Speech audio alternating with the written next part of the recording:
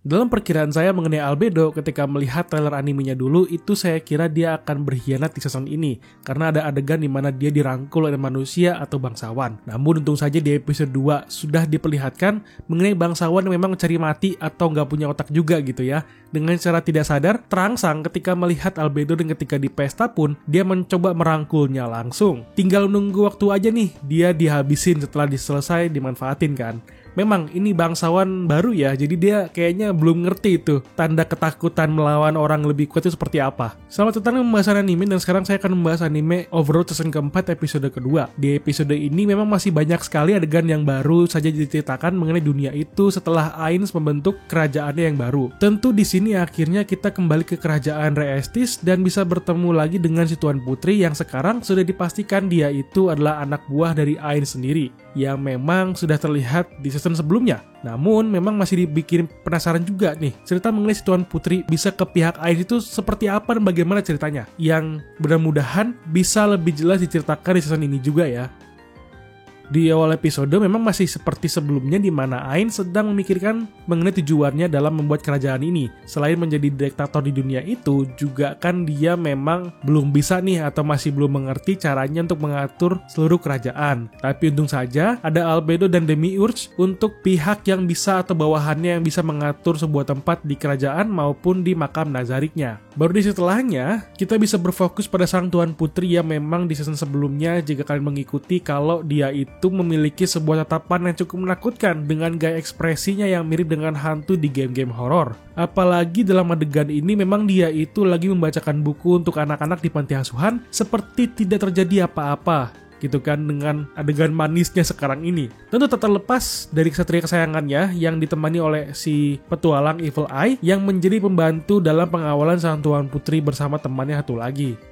Ketika mereka sudah pulang dari panti asuhan, di dalam kereta mereka ada membicarakan mengenai anak-anak panti asuhan yang cukup menjadi topik penting menurut saya, karena di sini mereka membicarakan mengenai pengembangbiakan anak-anak yang terlantar untuk bisa berada di jalan yang baik dibandingkan dengan yang terlantar di jalanan yang akan menjadi penjahat juga. Tetapi arah pembicaraan itu dibelokkan oleh sang Tuan Putri dengan menanyakan kepada si petualang cewek apakah mereka bisa melihat anak-anak yang memiliki talenta atau kemampuan khusus ketika sedang berada di panti asuhan tadi. Menurut saya ini adalah pembicaraan yang penting yang nyambungnya itu ke season 1 kalau nggak salah, di mana Ainz itu dulu ada menyuruh Saltiar mencari orang yang memiliki kemampuan khusus atau bertalenta di dunia itu dalam berpedang tapi. Nah, di sini kita sudah tahu atau menduga bahwa si Putri bekerja sama dengan Ainz. Jadi seharusnya si Tuan Putri ini adalah bawahannya Ainz sekarang ini dan memiliki misi untuk mencari orang-orang yang bertalenta untuk dijadikan bahan eksperimen oleh si Ainz atau dijadikan prajurit manusia yang bisa tunduk kepada dirinya. Mungkin seperti itu ya. Karena mengikuti alur cerita yang ada dan disambungkan ke season 1 sebelumnya, akan muncul cerita yang terkoneksi antar seasonnya. Namun di sini cuman berbeda agennya aja. Dalam pembicaraan mereka di sini juga si Tuan Putri ada menanyakan talenta ke Evil Eye yang memang dia itu mulai terlihat ceroboh dan mencurigakan meskipun kelihatan seperti orang polos dengan menanyakan talenta apa yang dimiliki oleh si Evil Eye. Tapi sayang kan gak dikasih tahu nih sama dia.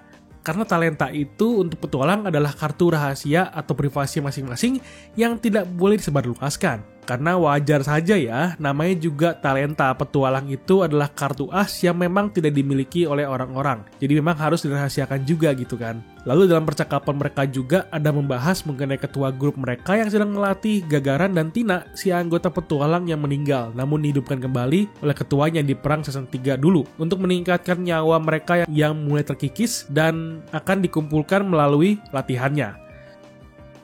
Ketika si Tuan Putri sudah sampai ke kerajaan tempat dia tinggal, dia langsung saja disambut oleh kakaknya yang sekarang jadi calon penerus raja setelah kakaknya yang menghilang atau mati kalau nggak salah karena mereka masih belum dapat info tambahan. Di sini si Tuan Putri juga ada langsung memberikan informasi bahwa utusan negeri penyihir akan datang ke kerajaan dan menyarankan untuk kakaknya mengirim upeti 2 kali lipat sebagai tanda baik dalam menjalin persahabatan antara kedua kerajaan sekarang ini. Tentu dari situ saja sudah menandakan untuk si Tuan Putri dapat info dari Albedo langsung sepertinya. Pada saat penyambutan rombongan Albedo di sini, saya melihat adegan yang cukup lucu untuk saya sendiri ya. Ketika ada Death Cavalry yang datang ke tempat pangeran sebagai pembawa pesan itu berbicara. Kan kita dari awal tuh nggak pernah ya mendengar Death Knight atau prajurit kematian mereka ngomong selain Elder Leech-nya. Saya kira mereka ngomong itu akan kurang ajar, ternyata nggak ya untungnya. Karena memang mereka datang sebagai utusan pertemanan dan mereka pun diizinkan untuk masuk ke dalam kerajaan. Ditambah sang pangeran pun sudah bertatap muka langsung dengan Albedo yang cukup menawan di hadapannya. Sebelum masuk ke pesta, ada adegan yang cukup menarik, yaitu adalah karakter baru yang memang akan memiliki peran penting sepertinya, dan dia adalah guru dari Starnov yang sudah meninggal dulu. Dia bernama Vestur Clove di Laufen, seorang mantan petualang Adamantite yang bisa dibilang seorang master berpedang lah kasarnya. Dan dia juga sedang melatih si cowok yang pernah ditolong oleh Starnov dan hampir diculik sama Saltiar sebelumnya. Dalam pembahasan mereka juga masih mengenai mengumpulkan anak-anak yang bertalenta untuk dikumpulkan dan diajari sebagai penerus dari Starnov dalam rangka melawan si Raja Penyihir, katanya begitu ya. Dan masuk ke dalam adegan pesta yang memang terlihat singkat di sini karena di sini berfokus kepada seorang calon penerus bangsawan dari desa terpencil yang terpesona oleh kecantikan Albedo yang terlihat malahan seperti sihir ya. Dikarenakan cowok ini langsung saja menghampiri Albedo dan memperkenalkan dirinya langsung dan mengundang Albedo untuk datang ke pestanya nanti. Dalam pesta si bangsawan rendah ini, kita bisa melihat seorang perempuan yang menjadi sponsornya, yang ternyata adalah orang dari sindikat kejahatan yang dulu pernah dihajar sama Sebastian, kalau nggak salah ingat juga, di mana si cewek ini sudah disiksa dan dijadikan pelayan untuk melayani sang Raja Penyihir Agung, Ainz. Dan memang hal ini sudah bisa menandakan bahwa si bangsawan rendah ini adalah boneka yang memang sengaja ditargetkan untuk dipakai dan dijatuhkan nanti. Tetapi ada yang cukup mengesalkan pada saat si cowok rendah ini sedang mau masuk ke dalam pestanya bersama Albedo, di mana dia mulai nggak karuan nafsunya dan mulai merangkul Albedo di pundaknya. Di sini memang adegannya cukup menantang jiwa dan raga ya, di mana saya kira Albedo akan mencak-mencak atau lepas kendali, tapi ternyata enggak untungnya dan tetap mengikuti acaranya seperti biasa. Di saat setelahnya pun kita bisa melihat si bocah bangsawan ini mulai nanya ke si Hilma apakah dia bisa melakukan hubungan asmara dengan Albedo. Dan langsung Hilma terlihat merinding dan ketakutan agar dia tidak bertindak sembarangan, yang menandakan dia masih trauma ya, akibat tekanan dari para monster yang menyiksanya kan. Baru di setelahnya kita bisa melihat Albedo yang cukup jijik setelah dipegang manusia yang menunjukkan ekspresi aslinya. Namun dia untungnya tidak marah ke si Hilma karena dia merasa puas dengan boneka yang mudah untuk dimanipulasi satu ini. Jadi rencananya untuk mendapatkan pasokan ke kerajaan penyihir akhirnya akan segera dimulai ya.